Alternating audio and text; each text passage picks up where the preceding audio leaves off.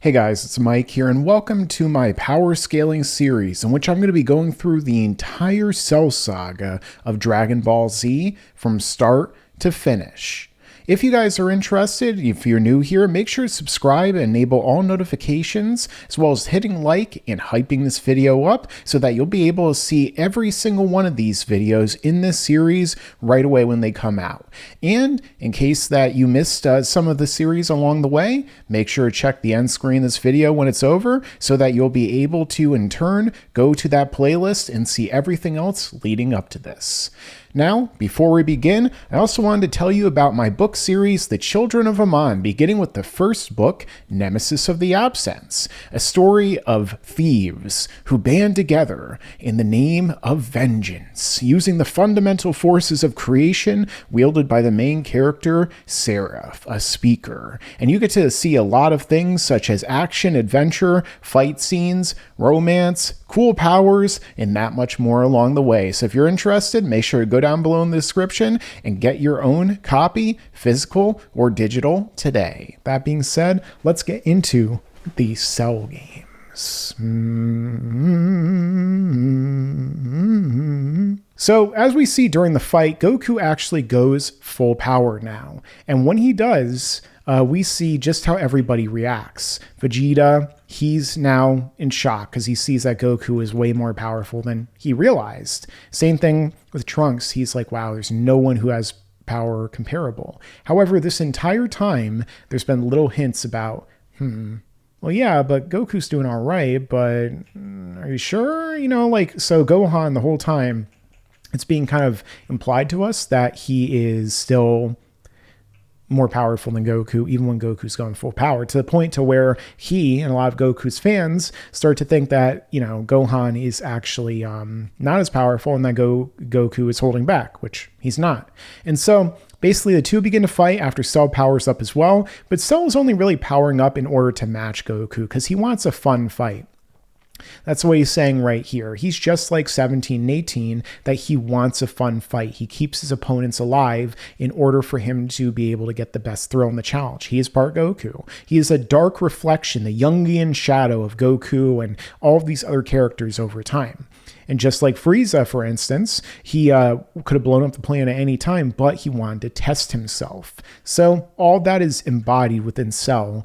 Goku actually probably wouldn't have been able to survive this Kamehameha that Cell charges up, but Cell purposely did this knowing that Goku would fly away, in turn then using his ability to, well, what does he do? Dodge out of the way with his instant transmission, go behind Cell, and then kick him when he's off guard and actually draw blood getting through his defenses. So Cell has, suppressed or output the level of power comparative to what Goku is using. But as we can see, as the time goes on, Cell decides that he could, output even more energy and start to show the other characters that he is also additionally, stronger and faster than Goku is. He starts to do that right here, taking advantage of Goku, outspeeding him, being stronger, dealing more shots, more damage. Goku's doing his best here, but he still isn't really quite on the same level, especially because the fact that Cell points out that, we should probably just get rid of this ring so that we don't have an out of balance anymore. But they keep going, Cell keeps having the advantage until Goku does a last-ditch effort in which he goes up in the air and charges up his Warp Kamehameha. He puts everything he can into this blast, while trying to condense it as much as possible, kind of like Vegeta when he narrowed the blast with the final flash to not blow up the planet, and then he fires it. But he teleports right in front of Cell, catching him off guard, going beneath his defenses and firing it. And, Toriyama always loves to do these wacky faces whenever he fires a blast, whenever somebody's killed with a blast. Frieza, Cell eventually for real, and he blows up the top half of his body. And then in turn, what happens? He is able to do this, but again, would he have been able to actually do this if Cell went full power from the start and was bracing himself? I don't think so. And the fact that Cell, he still had lots of energy left, as it's pointed out, and he gets right back up and he's ready to go. Well, that shows again that he wasn't going anywhere near full power because he would be way more exhausted at this point in time. Of course, when Goku starts to use a technique that he borrows from his rival, which is Vegeta's technique, he starts to show that Cell is huffing and puffing a little bit. He puts up that barrier like Android 17, and he is a little bit winded. But again, not to the degree that it would really matter, because after all, he even tells Goku that he should take a sensu bean, and then it'll be a little bit more fun for him. And at this point in time, even if all the other fighters jumped in, the thing is that Cell still is going so far below his full power that he would still be able to defeat everyone. However, at this point in time, Goku gives up in a big subversion, and we have him step in to allow Gohan to fight. This is where he points out something that everybody skips because they all either don't read this or watch this part of the series very often, or they just want to like block it out, blah, blah, blah. Goku is the strongest no matter what. He beats everybody. And instead, Goku actually is like, well, actually, no. Gohan is already stronger than I can imagine, and his great power started to awaken the time chamber.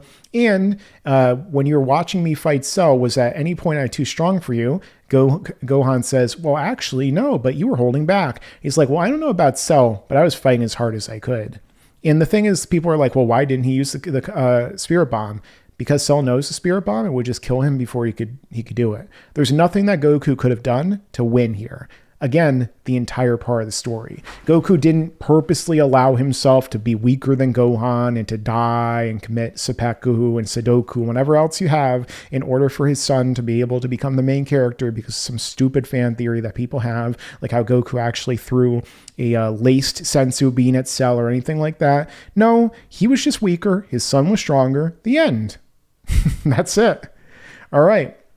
At this point, give Cell a sensu bean because, again, I did a whole video about that too. A lot of people are like, oh, well, this is really stupid. This is a bad idea. Yes, if you don't know how to play chess. It certainly is. But the thing is that with Goku, well, actually, he gave Cell a sensu bean because he knew that Gohan would be so strong it wouldn't make any difference. And not just that, but also thinking smart about this, Goku knew that Cell being a little bit tired would cause him to act more aggressively. It would cause him to be more frustrated and to lash out and probably not give Gohan as much of a chance. The fact that Goku gave him a sensu bean made him that much more supremely confident and made him that much more likely to play with his food like a Frieza or somebody else like that, and thus in turn allow Gohan the ability to go full power, because if he was tired and slightly sapped of energy, there might have been more of a question in Cell's mind if he could handle it. But when he's at full power, and I don't believe he got a Zenkai because he never was near death. Again, he does not get a Zenkai until it's specifically stated later on when he blows himself up. And as a result, well, this means that Goku was actually smarter than most of the people who say he was dumb when he did this, because the fact that, yes, he gave Cell a sensu bean, and that actually had a positive benefit. It's not in hindsight or anything like that. This is actually an intelligent move by Goku and a bad, unintelligent move by everybody who criticizes them. But at this point, Gohan powers up and Cell is shocked. Everybody is like, wait a second, that's actually Gohan's power? Everybody except for Goku. And even Cell is like, perhaps Goku wasn't lying. Perhaps there was a bit of truth after all. He sounds like Keith David in my mind. But still, to say that he could defeat me is a bit of a stretch. I will kill him before he hits me. You will regret your actions, Son Goku. Because of your mistake, your son will be killed. I'm starting to sound like the people from Galaxy Quest. But yeah, as we could see, Gohan and Cell are fighting, and Gohan is blocking everything that Cell is doing, and he just kind of, he just has the advantage. Except for when Cell then goes on to say, well, you're awfully quick. I'll have to use my full speed against you, which with Cell, always put an asterisk until he goes full power. So Cell is using even more speed and power already than he used against Goku. That's why he says full speed against you instead of I'm already using my full speed because I was just fighting against your father with it.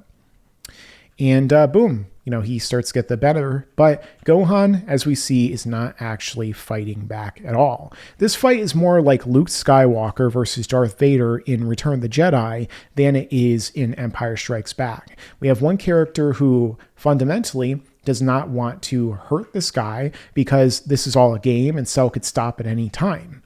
This is all something that this guy really has no reason to hurt and kill everyone. He is his own being, and yet Gohan doesn't want to kill him because he knows that if he snaps, he will do just that. Instead, he's trying to reason with him. But as Android 16 points out eventually, he won't be able to because there are certain people that words alone will not reach. So, of course, after this point, we do get the situation with the Cell Juniors. Now, when that happens, here's another ambiguity. How strong are the Cell Juniors? Well, I do think that with regard to them, they are probably somewhat weaker than the amount of strength that Cell showed when he fought against Goku. They are stronger, possibly, than the amount of strength that Cell was using against Trunks and Vegeta, but considering the fact that they are able to fight well against Vegeta and Trunks, who are way more powerful than they were before their second time in the chamber, and against Piccolo, that means that they are almost certainly stronger than the 20-ish% maybe that Cell was using against the two of them when he fought them when he first became perfect. And the fact that they're fighting against and getting the better of Goku, who is exhausted, and like I mentioned with stamina and how important it is in this arc, means that he won't really be able to output as much as he could before. Again, that says that to me, I'd put them at maybe a third of Cell's level of power. Weaker than Goku and Gohan as Super Saiyans, they'd be able to beat both them, but stronger than everybody else there to where they can't beat the Cell Juniors individually. They can punch them back and stuff, but when they really fight at full power, they are not as strong. So let's say that they're maybe a third of Cell's full power as Perfect Cell. I do want to point out something with Android 16. He does grab Cell from behind when he's Perfect Cell and actually holds him in place, and Cell doesn't break free right away. You could argue it's because he's so surprised, but it is strange to think that 16, who shouldn't really be stronger than he was when, before Cell blasted his face off and couldn't even do anything to semi-Perfect Cell, can hold this Cell in place. And so maybe you can argue that his physical strength here is greater when he does something like this compared to punching. But I would say that most of this probably comes down to Cell just being caught off guard. And when he breaks free, he just blasts him and kills him. He could kill him easily, which he does later on. But again, when Cell pushes Gohan to the edge, and he's beating his friends and family to death with his little children. 16 gives his great speech about how there are some people that that words will not reach, and that you must fight in the name of justice and to protect the life. And thus, of course, 16 gets killed. Cell stomps him to death. If you would want to say a robot can die. And Gohan snaps and goes Super Saiyan Sue, or Super Saiyan 2. And again, everybody's shocked except for Goku, who knows that Gohan will already be this strong. Again, it's implied that he might have sensed this power in the time chamber, and the anime literally shows that. So again, this is why Goku was so confident the entire time. Cell is stronger than he was, but Gohan is that much stronger than Cell. Hey guys, thanks for watching. Make sure to stay tuned for the next episode of this power scaling series of the Cell Saga. Also, get your own copy today of my first book, Nemesis of the Absence, the first in the Children of Mon series, because of course, as I always say, stick around, because there's a lot more to come in the future. Trunks. Future Trunks. And you better subscribe!